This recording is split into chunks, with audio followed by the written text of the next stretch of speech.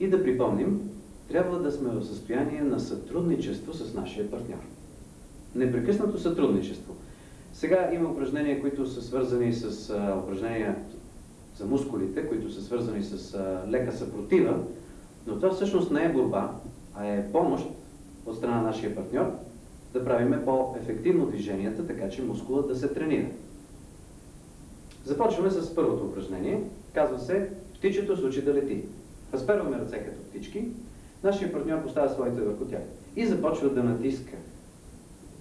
Ние оказваме лека съпротива и позволяваме той да натисне ръцете ни додолу. Връщаме леко, отпуснат. И пак. Тук работим, тук почиваме.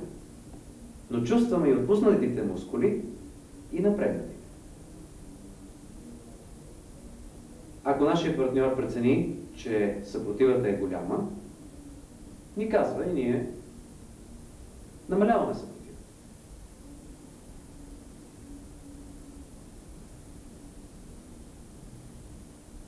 Така. Ръцете са от лек ъгъл, леко напред. Не са така, а леко така. Свити малко в лапи. Оставяме нашето ъгъл. И натискаме. Навръщане ги вдигаме, а той следва нашите ръце. Никаква съпротива. Мускулите трябва да почиват. Сега работим. Почиваме.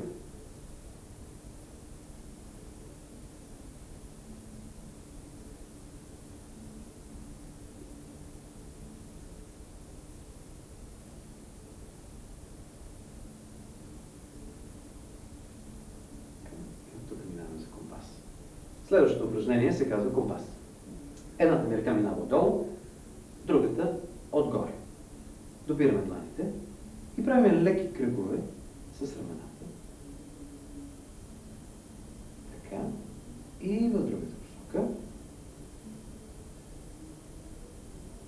Така. Сега, горната ръка изтегля ръката на партньора, а в същото време ние отпускаме другата си ръка, която минава отдолу, за да може той да изтегли. Не, след това ги сменяме. Така. И теглим на другата посока. Ето така. Тук има координация на движенията. Едната ръка е напрегната, горната, другата е отпусната, долната. До приятно опъване на сухожилията.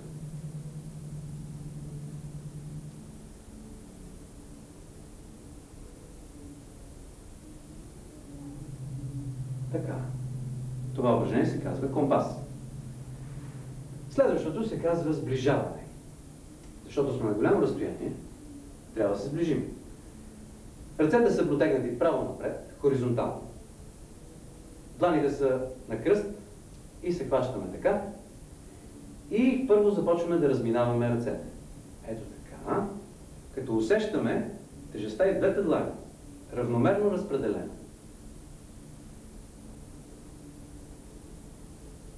Ето така.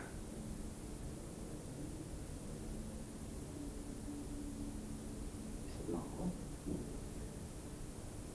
Сега, от тук леко отваряме ръцете, но толкова, колкото да можете да задържите вашия партньор.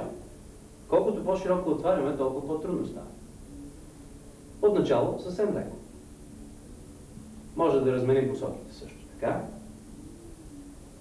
И така. Може да направим нещо като лицева опора. Ние задържаме. Сега партньора ни задържа, ние правим лицева опора.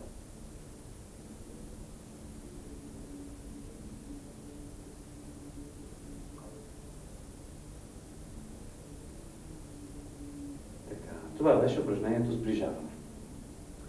Да дадем възможност на ръцете да си починат на горната част на тялото, правим малко упражнение с крака. Това упражнение се казва джуджетата се повдигат на пръсти. Хващаме се римски хват. Клякаме на цели стъпала и започваме да се повдигаме на пръсти. Ето така.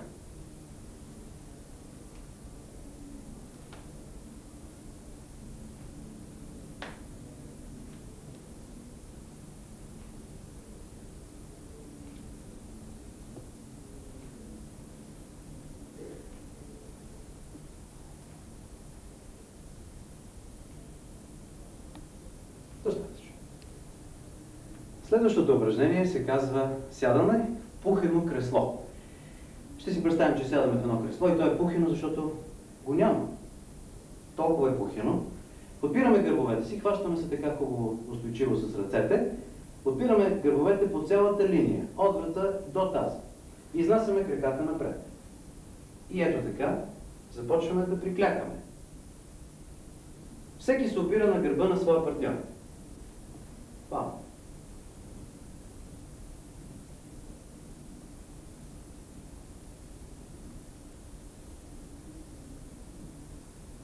Така.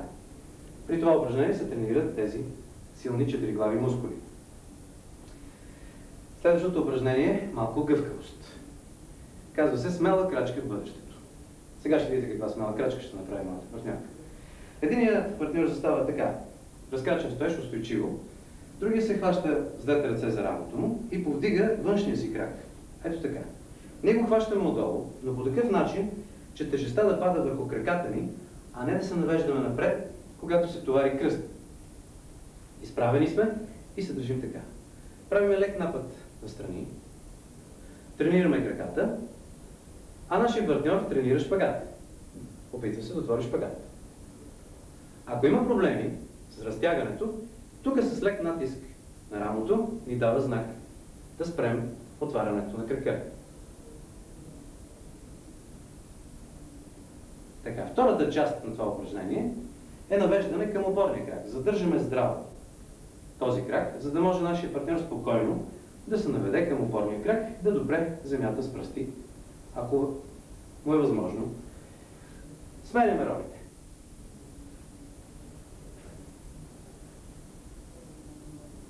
Опорният крак може да бъде или с пръсти към партньора, или обърнат на 45, на 90 градуса страни.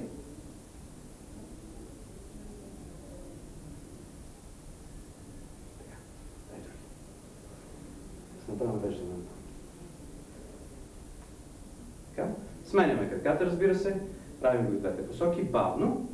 Втората част на упражнението показваме от тази страна. Навеждаме се, допираме земята, така.